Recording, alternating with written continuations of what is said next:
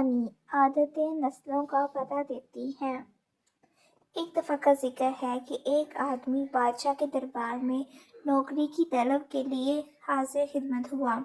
قابلیت پوچھی گئی تو کہا، حضور سیاسی ہوں۔ عربی میں سیاسی کو افہام و تفہیم سے مسئلے حل کرنے والے کو کہتے ہیں۔ بادشاہ کے پاس پہلے ہی سیاستدانوں کی بھرمار تھی تو اسے خاص گھوڑوں کے استبل کا انچارج لگا دیا گیا جو حال ہی میں فوت ہو گیا تھا۔ چند دن بعد بادشاہ نے اس سے اپنے سب سے مہنگے اور عزیز ترین گھوڑے کے متعلق پوچھا۔ اس نے کہا کہ نسلی نہیں ہے۔ بادشاہ کو تعجب ہوا اور جنگل سے سائیں کو بلا کر پوچھا تو اس نے کہا، گھوڑا نسلی ہے لیکن اس کی پیدائش پر اس کی ماں مر گئی تھی اور اس کی پرورش گائیں کے ساتھ ہوئی تھی اور گائیں کا دودھ پی کر بڑا ہوا ہے۔ رسول کو بلایا گیا اور اس سے پوچھا گیا کہ تم کو کیسے پتہ چلا کہ گھوڑا اصیل نہیں ہے؟ اس نے کہا کہ جب یہ گھاس کھاتا ہے تو گایوں کی طرح سر نیچے کر کے کھاتا ہے، جبکہ نسلی گھوڑے منہ میں گھاس دے کر سر اٹھا کر کھاتے ہیں۔ بادشاہ اس کی فراست سے بہت متاثر ہوا اور اس کے گھر اناج کی بنے دمبے اور پرندوں کا اعلیٰ گوشت بھجوا دیا اور ساتھ ہی اسے ملکہ کے محل میں ملکہ کا خاص تعینات کر دیا۔ کچھ دن بعد بادشاہ نے اس موصول سے اپنی بیوی ملکہ کے بارے میں رائے مانگی تو اس نے کہا، طور اتوار تو ملکہ جیسے ہے لیکن شہزادی نہیں ہے۔ بادشاہ کے پیروں تلے سے زمین نکل گئی۔ حواس بحال کیے اور اپنی ساس کو بلا بھیجا۔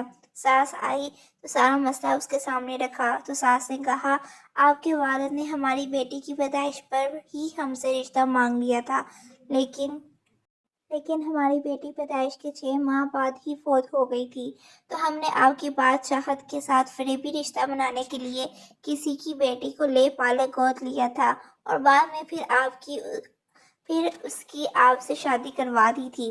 بادشاہ نے فوراً مسئول کو طلب کیا اور پوچھا کہ تمہیں کیسے پتہ چلا کہ یہ شہزادی نہیں ہے؟ اس نے کہا، اس کا خادموں کے ساتھ سلوک جاہلوں سے بھی بدتر ہے۔ بادشاہ اس کی فراست سے خاصا متاثر ہوا اور بہت سا اناج، بھیڑ بکریاں بطور انعام اس کے گھر بھجوا دی اور ساتھ ہی اسے اپنے دربار میں متعین کروا دیا۔